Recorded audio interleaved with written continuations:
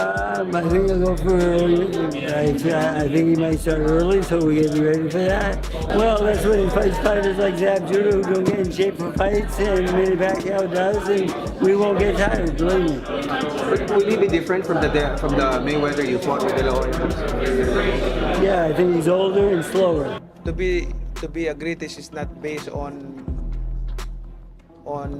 your record undefeated, because there's so many fighters na nag-retire na undefeated. Of Manny Pacquiao back at wildcard like he's never left, ready to go again, working with Freddie Roach. I feel like I'm back in 2010, the Wayback Machine. Pacquiao looked pretty good in some of the videos that I saw, like he wasn't in horrible shape. Freddie Roach warned that Mayweather is not fully prepared, confidently stating that Manny Pacquiao has mastered every aspect of his game and will enter the rematch ready and determined to secure a decisive victory. You said that you saw that Pacquiao has his fire back. When did you see that move, or when did that come into your conscious? When I watched him sparring for the first 2 weeks, it was just the in and out, the speed, making the guy, catching the guy 3-4 punch combination, getting out, making a miss. It was enjoyable to watch. It really was. Manny Pacquiao trains rigorously with Freddie Roach, showcasing his speed, precise combinations, discipline, focus, and unwavering determination as he gears up for the upcoming fight.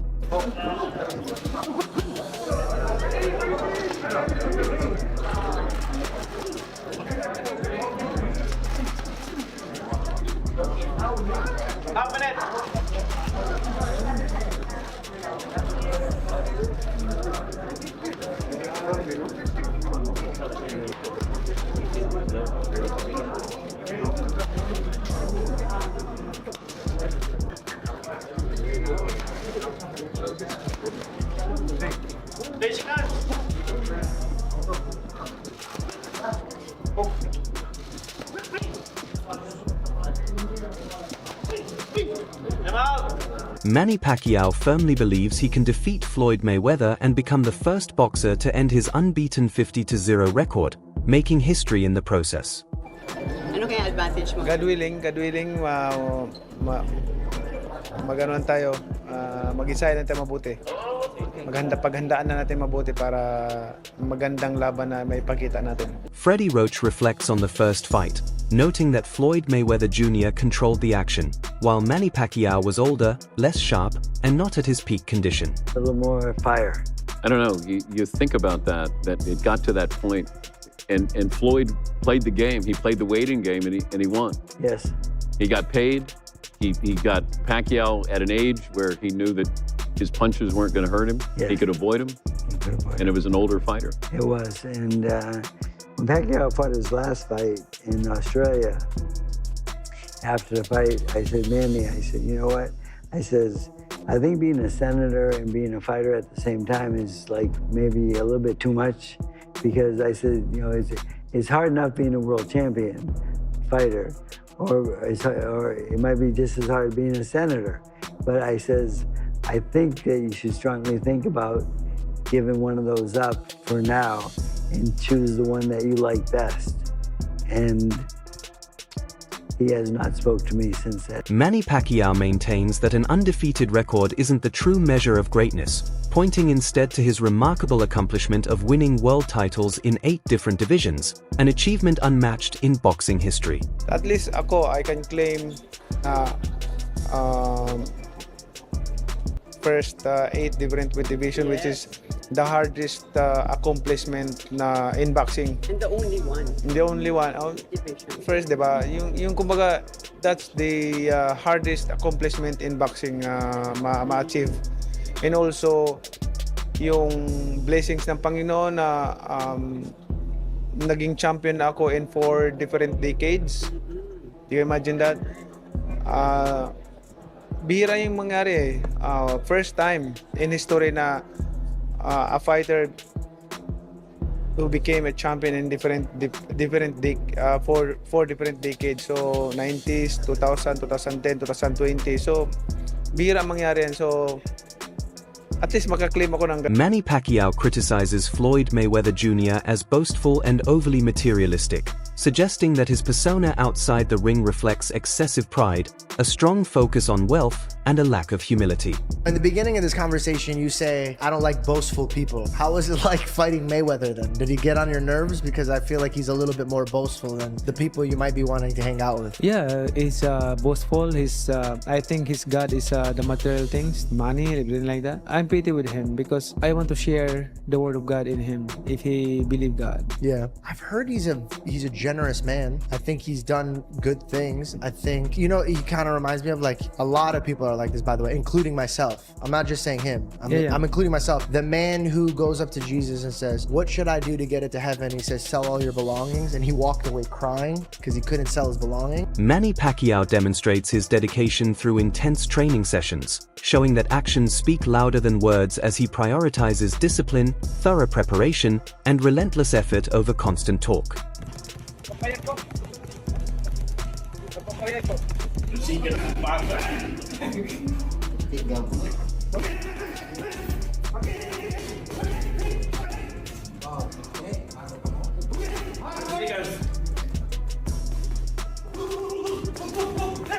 Dan Patrick questions the demand for a rematch between Floyd Mayweather Jr. and Manny Pacquiao, suggesting that public interest may not live up to expectations despite the massive history between the two legendary fighters. And Floyd Mayweather is a boring fighter. I mean, the presentation is flashy, but he's a defense-first fighter. There's nothing to, when you watch him, you go, oh, okay, didn't get hit again, and he didn't get hit again. Tactically, he's brilliant, but not exciting. So, hey, if you sign up for it, go get him. It'll be September, so maybe it's a slow night for you, and you go, well, maybe I'll just buy this fight. Let me see these two guys lean on each other. But I don't know if this has to do, boxers never retire. Sugar Ray Leonard told me this when I went to his first retirement in Baltimore, and he talked about fighters never retire. The phone stops ringing. Roy Jones Jr. expresses deep admiration when talking about Manny Pacquiao and his exceptional brilliance in the ring. He points out that Pacquiao's true strength goes beyond power, rooted in his constant movement and unpredictable rhythm. Jones notes that Pacquiao never remains stationary long enough to be an easy target, which often confuses even elite opponents. He further explains that Pacquiao's sharp footwork and unique angles enable him to strike from unexpected positions, making defense extremely challenging. Every move is intentional, with each step setting up the next attack. This smooth, dynamic style forces opponents into hesitation, and in boxing, even a split second of doubt can shift the entire outcome of a fight. And get a victory. Now guys don't do that. Pac-Man, fortunately, is one of those guys who knows how to use the ring. So he don't stand in just one place and fight. With that being said, if his legs can hold up for 12 rounds, he's the guy to do it. Roy Jones Jr. also highlights that Manny Pacquiao blends speed with sharp intelligence, quickly reading opponents' reactions and adjusting in real time. This ability keeps him one step ahead, allowing him to shift from defense to offense within moments. In Jones' view, Pacquiao's agility isn't just physical, it's mental, enabling him to adapt under pressure. This rare mix of movement, speed, and awareness is what makes Pacquiao such a dangerous and unforgettable fighter in boxing history. He did. That's what I'm saying. Wait, stop. What's the guy named in the wheelchair right now? Paul Williams. He could have fought him. I don't think he would have beat him. I ain't say that. I say he could have fought him, though. And you don't think, in my opinion, the only person that really had a chance in his weight class back then was Amir Khan. He wasn't touching Amir Khan. The time Amir had 2 good feet, he wasn't fighting Amir Khan. Amir was calling him out for years. He wasn't fighting Amir Khan. Amir Khan had 2 good feet. I already know this. I just don't think he would have beat Floyd. I ain't saying you don't know. He was young, he was fast, he was knocking people out. You don't understand boxing like I do, though. Who Floyd was knocking out? Besides Pac. At that time, nobody. That's it. Yeah, so if you ain't knocking people out, you got to catch Khan and knock him out. And you got to get out that shoulder, you got to chase Khan. Dan Patrick offers a thoughtful and slightly critical take on the idea of a rematch between Floyd Mayweather Jr. and Manny Pacquiao. He questions whether fans genuinely want this fight or if it's being pushed by other motives behind the scenes. Patrick humorously suggests that boxing may be entering an era where retired legends can easily be brought back, referencing names like Tommy Hearns, Marvin Hagler, and Mike Tyson. His tone reflects concern that the sport might be leaning too heavily on nostalgia instead of building new, competitive matchups. He also hints that financial pressures could be influencing these decisions, implying that such comebacks may be driven more by money than legacy, raising questions about the true purpose behind these high-profile bouts. But, maybe, financial issues could be affecting one or both of these fighters, and that's why you're doing it. I don't know why you watch this unless the undercard is really good. Maybe the novelty of being in that building, having a boxing match in the Sphere, but it's real. It's real. Does Conor McGregor get the winner of this fight? I mean, now, if Conor McGregor got to do MMA against Floyd, now that would be fun. That would have been interesting.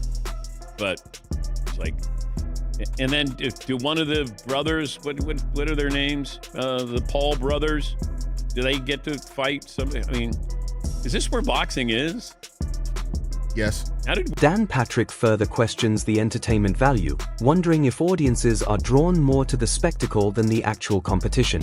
While the original bout between Floyd Mayweather Jr. and Manny Pacquiao generated massive revenue, he suggests that a rematch may not carry the same authenticity.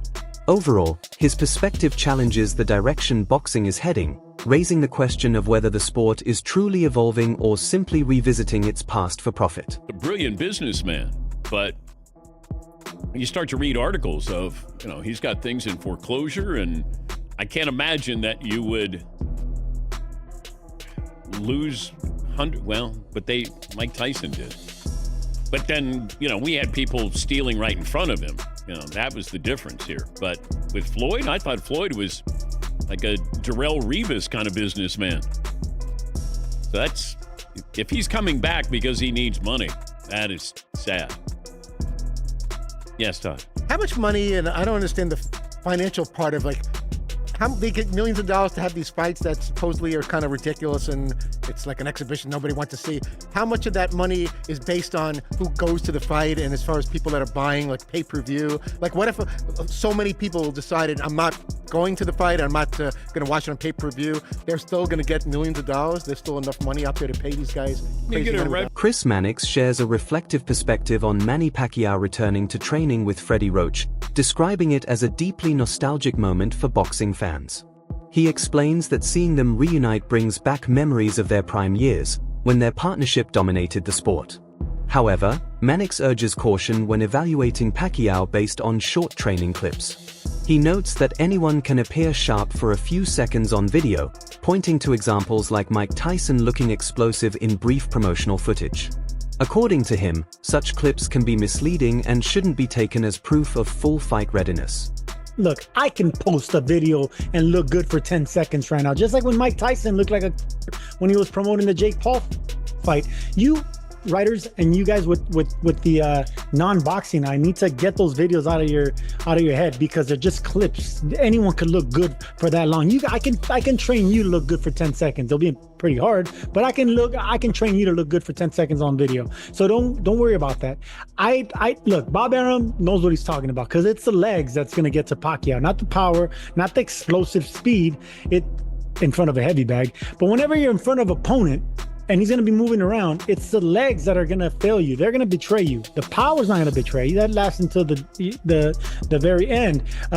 His punch resistance, that's not going to betray him, because that never goes. Speed, and it's because you rely on your legs. That's the thing that goes at age. So at 46 years old, Manny Pacquiao's not going to have zero. Drawing on insights often associated with Bob Arum, Chris Mannix emphasizes that age tends to affect a fighter's legs more than their power or punch resistance. He explains that movement, balance, and endurance are usually the first to decline, an important point given that Manny Pacquiao has always relied heavily on footwork. Despite this, Mannix believes Pacquiao's experience and ring intelligence will allow him to adapt. He notes that seasoned fighters understand how to control the pace, minimize unnecessary risks, and protect themselves, suggesting that Pacquiao's return would be more calculated than reckless.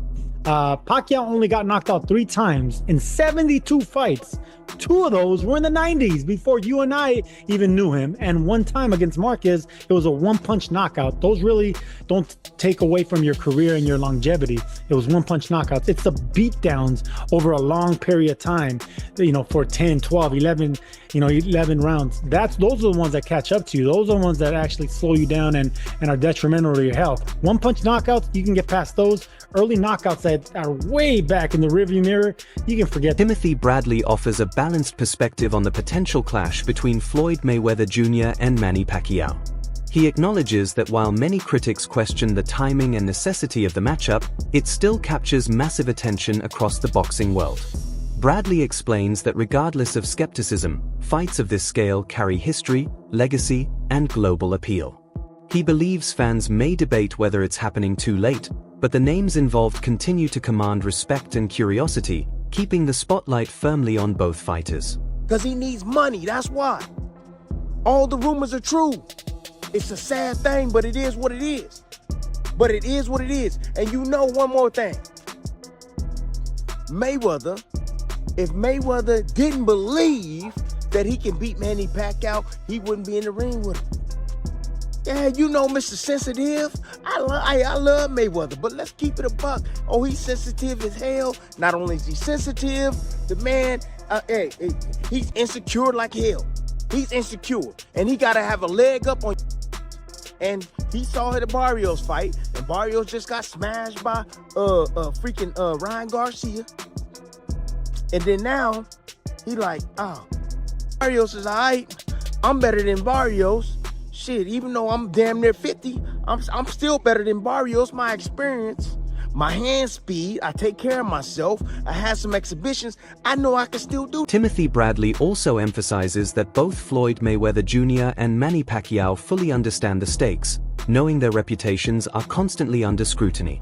Even in the later stages of their careers, their skills, experience, and ring intelligence remain crucial factors. In Bradley's view, the fight is not just about proving dominance but about meeting expectations and responding to ongoing criticism. Whether doubted or supported, the matchup continues to spark conversation, making it one of the most talked about events in boxing. What he thinking? He like, I still could do this. I could beat Manny Pacquiao. I saw what Barrios did to him. So that's the reason why this fight is happening. The rumors are damn true. It's sad, but it is what it is. And you know what? The money right now for content is crazy. Netflix is paying for any type of great content, man. If you seen the change with Netflix, man, I almost canceled my damn subscription with Netflix because I got sick and tired of seeing the same boring ass shit on Netflix. And now they got this woman in place now, and she's seeking out and she want the best of the best content. They got podcasters and stuff all on Netflix now. I mean, it has grown crazy. So, Jake Paul opened up Netflix avenue. Boxing Ego offers a critical perspective on Manny Pacquiao stepping into the ring against a dangerous power puncher, raising concerns about inactivity on both sides. He explains that while Pacquiao hasn't been consistently active, his opponent still carries serious knockout power, having troubled fighters like Timothy Bradley and Chris Algieri in the past. The analyst stresses a key principle often repeated in boxing, that power is usually the last attribute to fade, making the matchup potentially risky despite any gaps in activity. Manny Pacquiao, right?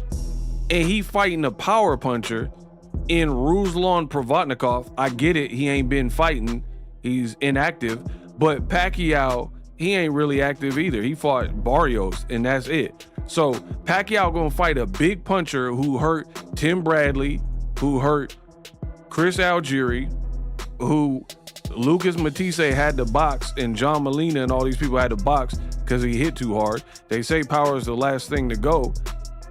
And you got the Floyd Mayweather fight looming. I'm surprised Netflix didn't force them to cancel these exhibitions. So that's on the Pacquiao side. Boom. On the Floyd Mayweather side, look at this. Floyd Mayweather, keep in mind, the Pacquiao Maypac 2 ain't till September. Boxing Ego argues that this makes the matchup particularly risky, especially for an older fighter like Manny Pacquiao returning after limited recent competition. He suggests that even with Pacquiao's experience and skill, facing a heavy puncher always carries real danger. Shifting focus, he also questions Floyd Mayweather Jr. and his ongoing involvement in exhibition fights, expressing confusion over the level of opposition. He points out that some of these matchups lack credibility and feel more like spectacle than genuine competition. Overall, the analyst presents a skeptical view of both sides, suggesting that such fights may be driven more by entertainment and financial motives than by true competitive necessity within the sport. Floyd it says Battle of the Legends, Floyd Money Mayweather versus Mike Zimbitis. 180 fights, 158 wins, 87 knockouts. I don't even know who this is, bro. But Floyd finna fight an exhibition against this Ninja Turtle looking muff. Michelangelo is a party dude. Teenage Mutant Ninja Turtle. Bro, get this turtles in a half shell, a turtle power, cowabunga. Bro, this man got a tortoise shell. Bro, Floyd about to fight whatever dude's name is. Zamibia or whatever his name is. So Floyd about to fight Zamunda or whatever this guy got. Zamunda, he finna fight Zamunda. That's it for today's video. Stay tuned for more updates and insights. Until next time.